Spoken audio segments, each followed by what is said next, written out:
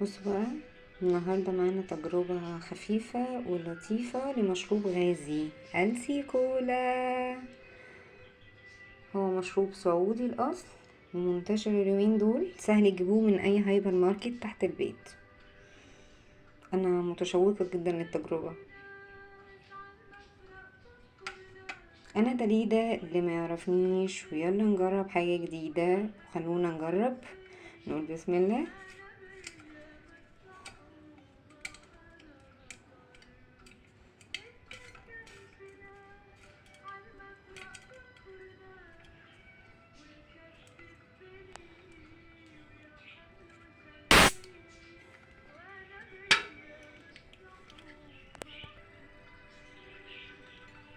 بسم الله.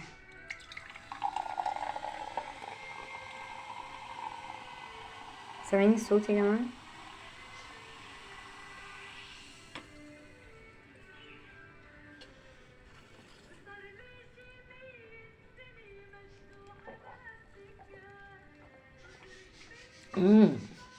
بصوا، يعني مش عارفة، بس هو حتة ان انت بتشرب حاجة كده اللي هي فيها طعم الكراميل شوية، كراميل المحروق، ومش مسكرة خالص، وفيها طعم في الاخر كده بيلسع في البق في الاخر، تحس طعم مرارة شوية.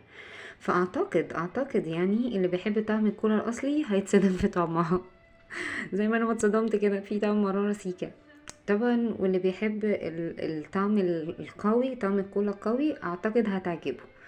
طب يا حلوين بقى، اللي جربها منكو يقولي تجربته معاها، واشوفكوا في تجربة جديدة. متنسوش تعملوا ما تنسوش تعملوا لايك وشير وانتم قاعدين يا حلوين.